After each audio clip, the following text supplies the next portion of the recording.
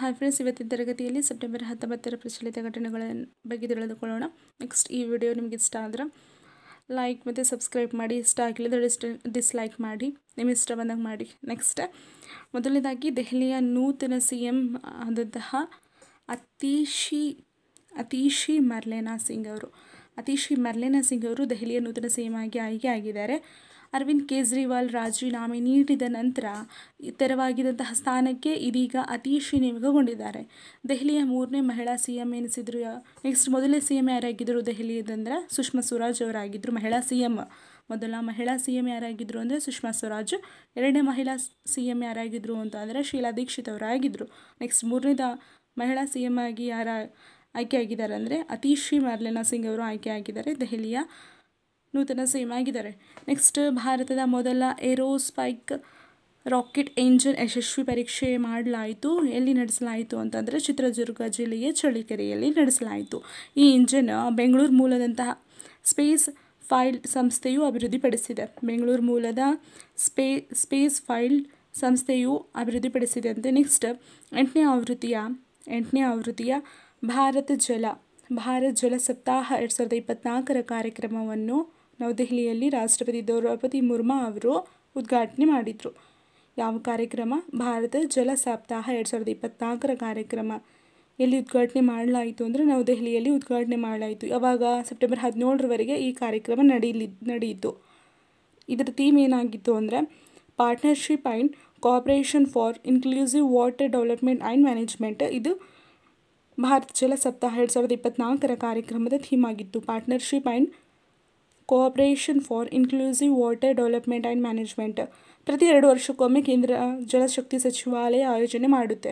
ಪ್ರತಿ 2 ವರ್ಷಕ್ಕೊಮ್ಮೆ ನಡೆಯುತ್ತೆ ಅಂತ ನೋಡಿ. ಇದು ಎಷ್ಟನೇ ಆವೃತ್ತಿಗೆ ನಡೆದಿರೋದು ಅಂದರೆ 8ನೇ ಆವೃತ್ತಿ. ನವದೆಹಲಿಯಲ್ಲಿ ರಾಷ್ಟ್ರಪತಿ ದ್ರೌಪದಿ ಮುರ್ಮು ಅವರು ಉದ್ಘಾಟನೆ ಮಾಡಿದರು. ಸೆಪ್ಟೆಂಬರ್ 17ರವರೆಗೆ ನಡೆಯಿತು. ಇದರ ಥೀಮ್ ನೋಡಿದ್ದೀವಿ. ಎಷ್ಟು ವರ್ಷಕ್ಕೊಮ್ಮೆ ಬಾರಿ ನಡೆಯುತ್ತೆ, ಯಾವ ಸಚಿವಾಲಯ ಆಯೋಜನೆ ಮಾಡುತ್ತೆ ಎಂದು ತಿಳಿದುಕೊಂಡಿದ್ದೀವಿ. ನೆಕ್ಸ್ಟ್ ರಾಜ್ಯದಲ್ಲಿರುವಂತಹ ಮಿನಿ ವಿಧಾನಸೌಧ ಕಚೇರಿಗಳಿಗೆ ಪ್ರಜಾಸೌಧ ಎಂದು ಹೆಸರಿಡಲು ರಾಜ್ಯ ಸಚಿವ ಸಂಪುಟ ನಿರ್ಣಯ ಕೈಗೊಂಡಿದೆ. ರಾಜ್ಯದಲ್ಲಿರುವಂತಹ ಮಿನಿ ವಿಧಾನಸೌಧ ಕಚೇರಿಗಳಿಗೆ ಪ್ರಜಾಸೌಧ ಎಂದು ಹೆಸರಿಡಲು ರಾಜ್ಯ ಸಚಿವ ಸಂಪುಟ ನಿರ್ಣಯ ಕೈಗೊಂಡಿದೆ ಅಂತ. Next narcotic control bureau NSB ನೂತನ ಮಹಾನಿರ್ದೇಶಕರಾಗಿ ಯಾರು ನೇಮಕರಾಗಿದ್ದಾರೆ ಅಂದರೆ ಅನುರಾಗ್ ಗರ್ಗ್ IPS ಆಫೀಸರ್ ಆಗಿದ್ದಾರೆ. ಇವರು ಅನುರಾಗ್ ಗರ್ಗ್ ನೇಮಕಗೊಂಡಿದ್ದಾರೆ. ನೆಕ್ಸ್ಟ್ NCB ಸ್ಥಾಪನೆ ಆಗಿರೋದು ಯಾವಾಗ ಅಂದರೆ 17 ಮಾರ್ಚ್ 1986ರಂದು ಸ್ಥಾಪನೆ ಆಯಿತು. ಕೇಂದ್ರ ಕಚೇರಿ ಇರೋದು ನವದೆಹಲಿಯಲ್ಲಿ. NCB ಕೇಂದ್ರ ಗೃಹ ಸಚಿವಾಲಯದಡಿ ಕಾರ್ಯನಿರ್ವಹಣೆ ಮಾಡುತ್ತೆ. ಕೇಂದ್ರ ಸರ್ಕಾರವು ದೇಶದಲ್ಲಿ ಸ್ಟಾರ್ಟಪ್ ವ್ಯವಸ್ಥೆಯನ್ನು ಅಭಿವೃದ್ಧಿಪಡಿಸಲು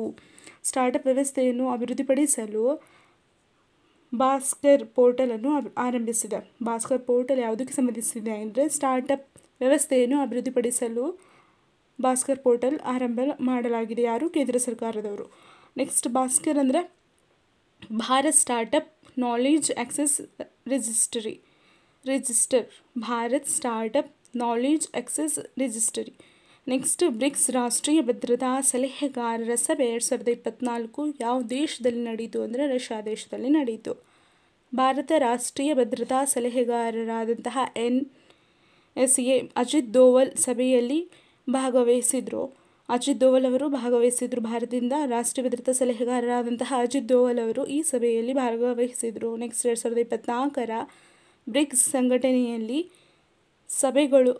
ಎಲ್ಲ ಸಭೆಗಳು ಎಲ್ಲಿ ನಡೆಯುತ್ತಿವೆ ಅಂದರೆ ರಷ್ಯಾದ ಅಧ್ಯಕ್ಷತೆಯ ಮತ್ತು ಆತಿಥ್ಯದಲ್ಲಿ ನಡೆಯಲಿದೆ. 2024ರ ಬ್ರಿಕ್ಸ್ ಸಂಘಟನೆಯ ಎಲ್ಲ ಸಭೆಗಳು ರಷ್ಯಾದ ಅಧ್ಯಕ್ಷತೆ ಮತ್ತು ಆತಿಥ್ಯದಲ್ಲಿ ನಡೆಯಲಿದೆ.